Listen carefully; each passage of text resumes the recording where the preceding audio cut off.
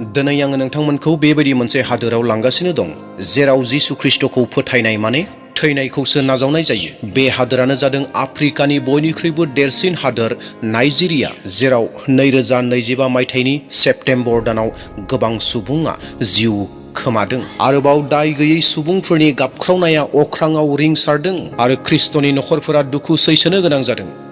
अनजाग्रा नायगिरिफोर, बे खालि रादाबल' नङा, नाथायब्ला बियो मोनसे गाबख्रावनाय। बिसोरनि गाबख्रावनाय, जायनि गाबख्रावनायफोरा बुहुमनि साफ्रोमबो सुबुंनियाव सौहैनो नांगौ। दिनै जोङो बिथांमोननि जारिमिनखौ खोनासंगोन एबा काहिनिखौ खोनासंगोन, बिसोरनि सैनांनाय आरो बिथांमोननि फोथायनायनि साखि होनायखौ। देवब्ला अनजाग्रा नायगिरिफोर, जोङो थांदोनि नाइजेरियायाव, जेरावहाय जिसु ख्रिस्टखौ नाजावनाय माने थैनायखौ नाजावनाय बायदि जायो। गोबां ख्रिस्टियान सुबुंफोरा दासिम थैगासिनो दङ। दा नोंथांमोननो बेबायदि मोनसे बाथ्राफोरखौ लानानै फैदों, जेराव मोनसे रादाब बायदि, मोनसे जारिमिन बायदि, मोनसे सैथो बाथ्राखौ नोंथांमोननो मोनथिहोनो हास्थायदों। 2025 मायथाइनि सेप्तेम्बर दाननि 6 खालारनि मोनानि समाव नाइजेरियानि सा-सानजा रायजोनि बर्नो होननाय ओनसोलनि दारुल जामाल होननाय मोनसे गामियाव सुबुंफोरा सरासनस्रायै थांनानै दङमोन। मानसिफोरा आबाद मावनानै न'आव फैफिनदोंमोन, गथ'फोरा गेलेबाय थादोंमोन आरो माखासेफोरा गिर्जायाव थांनानै आर'ज खालामनानै फैफिनदोंमोन। नाथाय हरखाबैनो खोमसि जायगाथिंनिफ्राय गुलिनि साउन्ड फैनायसै आरो बे गावनायखौ बक' हाराम होननाय मोनसे जिथु उग्रपन्थी आतंकवादी संगठन दङ, बिसोरो मावदोंमोन एबा बे गुलिखौ गावदों। आरो बिसोर न'खर न'खर थांनानै गुलि गावहैदों, न'फोरखौ अर सावनानै होदों आरो गासै गामिखौ थैजोंनो गोजा खालामदों। सरकारनि रिपर्ट बायदिब्ला गासै 60 ख्रिस्टियान सुबुंफोरा बै हरखालि गावथारजादों आरो गोबां सुबुंफोरा घायल जादों आरो गोबांनि न'फोरखौ सावनानै गालांबाय। आरो बिनि उनाव 100निख्रुइबो गोबांसिन सुबुंफोरा बै हरखालिनो गावनि न'निफ्राय गावनि न'खौ गारनानै खारदों। जायफोरा बे जाथायखौ गावनि मेगनजों नुदों, बिथांमोननि बुंनाय बाथ्राखौ नोंथांमोननो बुंनानै होनो हास्थायदों। बिथांमोना मा बुंदों, बे जाहैबाय आइ उइटनेस आरो बिथांमोननि राव।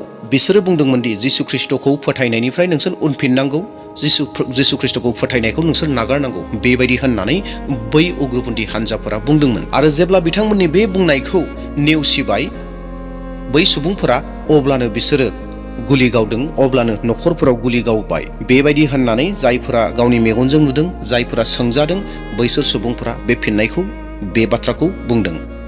फिन आरोबाव 2025 मायथाइनि सेप्तेम्बर दाननि 7 खालारखालि फुंनि समाव साउदार्न कान्दुना होननाय जायगानि मोनसे वाके होननाय गामियाव मानसिफोरा खामानि मावनो थाखाय थामथिम थांदोंमोन बा थामथिम जानानै दङमोन। मानसिफोरा गावनि आबाद मावनो थाखाय ओंखारदोंमोन।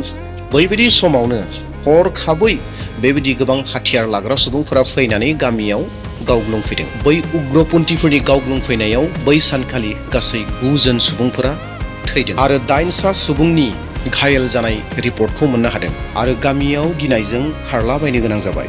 सरकारनि बुंनाय बायदिब्ला जि जाथायखौ जाहोदोंमोन एबा हामलाखौ खालामदोंमोन, बे जाहैबाय फुलानि होननाय मोनसे उग्रपन्थी हानजा, जायफोरा मुस्लिम धोरोमनि हानजा। बिथांमोनानो ख्रिस्टियानफोरखौ गले गले बारे बारे बै जायगायाव हामला खालामफैबाय थायो होननानै मोनथिहोबाय। सासे आइजोआ बुंदोंमोन जे आंनि हौवाया दुब्लियाव दङमोन, आं खालि गावनि गथ'खौ दोनखोमानो हाबाय। जेब्ला गुलि गावनायफोरा सिरि जाबाय, अब्लाना आङो ओंखारबोबाय आरो ओंखारबोयोब्ला नुबाय जे आंनि हौवाया थैजोंनो बुंफबनानै दङमोन आरो बियो जिउ हगारबायमोन। बै जाथायनि बिसय आरो गावनि हौवा थैनायनि बिसय बे आइजोआ बेबायदि होननानै रिपर्टखौ होदोंमन। नाइजेरियानि केन्द्रीय प्लेटिय' स्टेट, बेयावबो समयसाया गोबां गाज्रि, जाथाया गोबां गाज्रि, जेरावहाय बे सेप्तेम्बर दानावनो गोबां जायगाफोराव गोबां गुलि गावनाय जादों। जेराव ताहस होननाय मोनसे गामि आरो रियम होननाय मोनसे गामि हरनि समाव फैदों हाथियार लाग्रा सुबुंफोरा आरो फैनानै बेयावबो बेबायदिनो गुलिदों, धाराधार गावफैदों आरो बेयावबो गासै 20 सुबुंफोरा थैदों। खालि गावनानैल' थांदों बे नङा, नाथाय गामिनि न'फोरखौ सावनानै होदों आरो जायफोरा बासिनानै दङ बिसोरो हाग्रायाव खारखोमानानै गदों। अनजाग्रा नायगिरिफोर, आफ्रिकानि सिङाव थानाय हादोरफोरनि गेजेरनिफ्राय नाइजेरिया हादोरानो बयनिख्रुइबो गेदेरसिन हादोर। प्राय बेयाव 22 क्र'र सुबुंफोरा थायो, जेरावहाय धोरोम हिसाबै खावसे मुस्लिम आरो खावसे ख्रिस्टियान। जाना थांनाय माखासे बोसोरफोरनि आवगायनिफ्राय मुस्लिमफोरनि जि उग्रपन्थी हानजा, बे जाहैबाय बक' हाराम होननाय मोनसे आरो मोनसे फुलानि मिलिटिया होननाय बे मोननै उग्रपन्थी हानजाया ख्रिस्टियानफोरनि सायाव गोबां अत्याचार खालामबोगासिनो दङ, गोबां ख्रिस्टियान सुबुंफोरखौ गावथारबोगासिनो दङ। माखासे रिपर्टफोरनिफ्राय मोननो हादों दि 2009 मायथाइनिफ्राय लानानै दासिम प्राय 50,000 ख्रिस्टियान सुबुंफोर जिउ नागारबाय। 50,000निबो गोबां ख्रिस्टियानफोरखौ बिथांमोना गावथारबाय। गोबां रोजा रोजा गिर्जा न'फोरखौ सावनानै नस्थ' खालामनानै होदों। लाख लाख सुबुंफोरा न' गारनानै खारनो गोनां जादों। अनजाग्रा नायगिरिफोर, 2025 मायथाइनि सेप्तेम्बर दानावनो दुराल जामालाव 60नि गोबां थैबाय आरो वेके होननाय गामियाव 9 थैबाय आरो 8 जननिबो घायल जानानै दङ आरो प्लेटिउ स्टेटआव 20 जन सुबुंफोरा थैदों। आं नोंथांमोननो जि रिपर्टखौ होदों बे जाहैबाय सरकारि रिपर्टनि बायदि फैनाय मोनसे रिपर्ट, नाथायब्ला बेनिख्रुइबो गोबां जानो हागौ। मानोना गोबां गामि ओनसोलाव सिरि सिरियै बेफोरबायदि जाथायफोरा सासे सानैफोरनि जाथायफोरा गोबां जादों। दा बेयावहाय बे जे एक्जेक्ट जागोन बेबो नंजोबा, बेनिबो गोबां जागोन। नाथाय जि सरकारि रिपर्ट, बे सरकारि रिपर्टखौसो नोंथांमोननो आङो मोनथिहोदों। अनजाग्रा नायगिरिफोर, रोजा रोजा सुबुंफोरा श' सुबुंफोरा मानो गावथारजादों नाइजेरियायाव? गावथारजानायनि गुबै जाहोनानो जाहैबाय जिसु ख्रिस्ट'खौ नाजावनायनि थाखाय आरो बिनि अनगायै गुबुन जाहोन गैया। माबा मोनसे सिखाव मावनायनि थाखाय नङा, माबा मोनसे जिनाहारि खालामनायनि थाखाय नङा, माबा मोनसे डाकायत खालामनायनि थाखाय नङा, सोरखौबा सिथारनायनि थाखाय नङा। बे जाहैबाय केबल जिसु ख्रिस्ट'खौ नाजावनायनि थाखाय नाइजेरियानि ख्रिस्टियानफोरा सिथारजागासिनो दङ। बेखौ नुनानै, बे गासै जाथायफोरखौ नुनानै बुहुमनि गोबां संगठनफोरा बे बिषयाव बाथ्रा बुंदों।